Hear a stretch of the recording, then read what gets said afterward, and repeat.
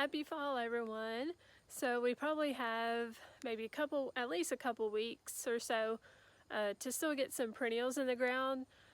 Shrubs you could plant, probably even through December if you want to. So I'm going to show you some things I have left in the nursery that are still looking good right now. So if you want to get anything, last minute things in the ground, I'll show you what I got. So probably the best thing right now are these New England asters. They're just covered in flowers, so this would be a really great one. If you don't have anything flowering right now in your garden, an aster is the way to go.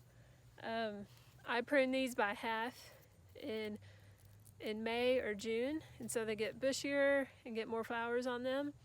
But I have several in gallon pots, and they're going to be $15 a piece. Another good one for fall is this Bradbury bee balm, and it turns these purplish burgundy colors in the fall, and it'll actually kind of stay that way throughout the winter, so it's kind of semi-evergreen. It stays about 18 inches tall. It's going to want full sun as much as possible, but it can take some shade. And it flowers with light purple flowers in the springtime, so it does flower earlier than the other bee balm varieties. So if you like bee balm, you got to include this Bradbury bee balm. It's really good at the front of a garden to act as like a border plant.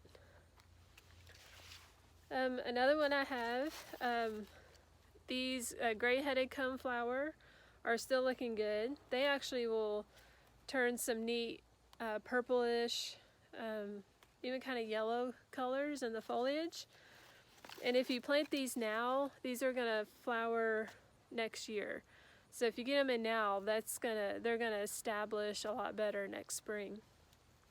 I also have some of these rattlesnake masters. Now this is like a basal, B-A-S-A-L type plant. So all the growth, like the foliage growth, is at the bottom, and it sends up a big flower stalk.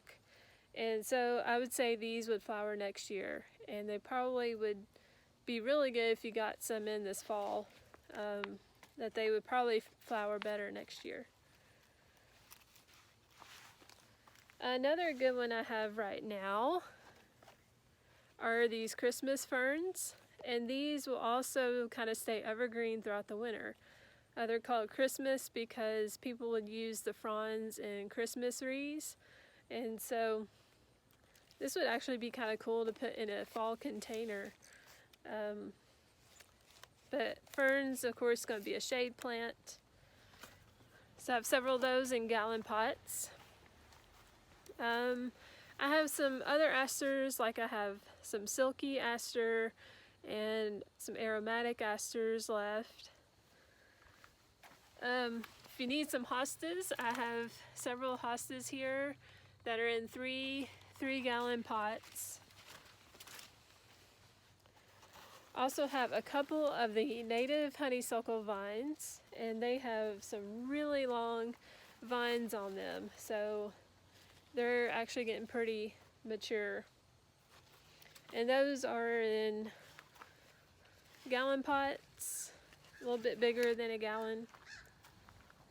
Also have some New England asters in, I think these are like 2-gallon, maybe 3-gallon size containers. It's a little bit bigger. I think I have these marked at $20 a piece, but they're in full flower. And I have some other things here and there if you want to check out my website. I also have 2 shrubs. They're in really big containers. These are Weigela, and they're not native, but when they're in flower, they can be attractive to hummingbirds. They also have this kind of dark purplish leaf to them, so they're really pretty. They're not bad or anything. They're not aggressive, or they don't spread. Pretty easy and hardy. So I have 2 of those in these large containers, and they are $15 a piece. So if you just check out my website, earthheim.com, and go to the Native Plant Nursery tab. I have a listing there of everything I have right now, the prices, the sizes, and on how to order. So I hope you have a really good fall and that you've just had a really good gardening season this summer. So I will see you all soon. Bye-bye.